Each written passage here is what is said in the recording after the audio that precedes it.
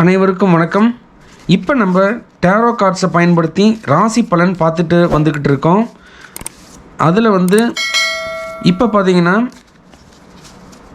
First நம்ம ராசிகள் இருக்கக்கூடிய பையிலிருந்து ஏதாவது ஒரு ராசியை எடுப்போம்.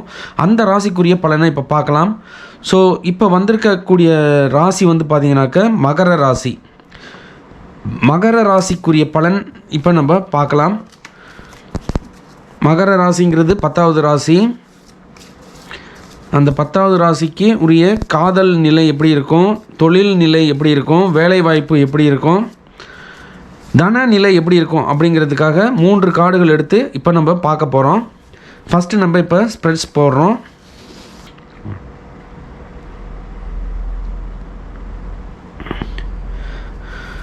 ஃபஸ்ட்டு ஒரு கார்டு, இது காதலை குறிக்கக்கூடிய ஒரு கார்டு, தி எம்பரர் கார்டு வந்திருக்குது. அடுத்து வேலை மற்றும் தொழில் நிலைக்கு ஒரு கார்டு எடுக்கிறோம்.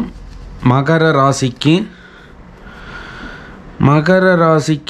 4 ஆஃப் ஸ்வார்ட்ஸ் வந்திருக்குது வேலை மற்றும் தொழிலுக்கு. அடுத்து தனநிலை, அதுக்கு ஒரு கார்டு எடுக்க போகிறோம். அதுக்கு என்ன கார்டு வருது அப்படிங்கிறத பார்ப்போம். தனநிலைக்கு வீல் ஆஃப் ஃபார்ச்சூன் வந்திருக்குது. இப்போ பலன்களை பார்க்க ஆரம்பிக்கலாம். தி எம்பரர்,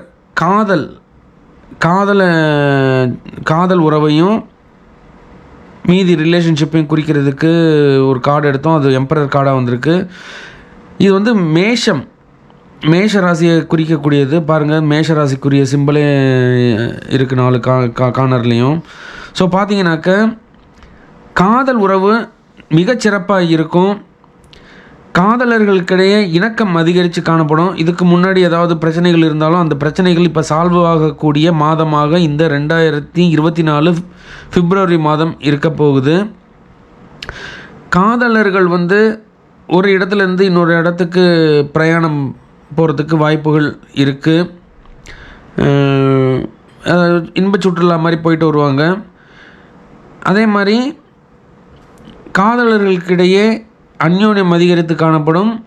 அவங்க ஏதாவது பரிசு பொருட்களையும் பரிமாறிக்கொள்ளக்கூடிய ஒரு வாய்ப்பாக இந்த பிப்ரவரி மாதம் இருக்க போகுது. அடுத்து உத்தியோகம் மற்றும் தொழில் நிலை எப்படி இருக்குன்னு பார்ப்போம். அதாவது உத்தியோகத்தை பொறுத்தளவு கொஞ்சம் இணக்கமற்ற சூழ்நிலைகள் உருவாகும். மேலதிகாரிகளோட கருத்து வேறுபாடுகள் ஏற்படலாம். அதே மாதிரி தூக்க குறைபாடுகளும் வருவதற்கான வாய்ப்புகள் இருக்குது. நீங்கள் ஆர்கியூ பண்ணாமல், அதாவது உங்களோட சப்பார்டினேட்டாக இருக்கட்டும், உங்களோட மேல் உயர் அதிகாரிகளாக இருக்கட்டும், யாருக்கிட்டையுமே ஆர்கியூ பண்ணுறதோ எதிர்த்து பேசுகிறதோ இல்லாமல் இருந்தீங்கன்னாக்கா தொழில் நிலை உங்களுக்கு நல்லாயிருக்கும், வேலை வாய்ப்பு நல்லாயிருக்கும். அதே மாதிரி புதிய உத்தியோகம் மாறணும்னு பிளான் பண்ணியிருந்தீங்கன்னா அது இந்த பிப்ரவரி மாதம் பண்ணுவது சிறப்பு. அடுத்து நம்ம தனநிலைக்கு பார்த்திங்கன்னா வீல் ஆஃப் ஃபார்ச்சூன் கார்டு வந்திருக்குது. இப்போ தனநிலையில் ஒரு முக்கியமான ஒரு மாற்றம் ஏற்பட போகுது அப்படிங்கிறத சுட்டி காட்டுது. இந்த கார்டும் பார்த்திங்கனாக்க உங்களுக்கு அதிர்ஷ்டத்தை கொடுக்கக்கூடியது தான். இருந்தாலும் தொழிலில் வேலை மாற்றம் நிகழப்போகுது. அதே மாதிரி உயர் பதவி கிடைக்க போகுது அப்படிங்கிறத சுட்டி காட்டுது. அதே மாதிரி தொழில் பணபரஸ்தானம்னு சொல்லக்கூடிய 2, 5,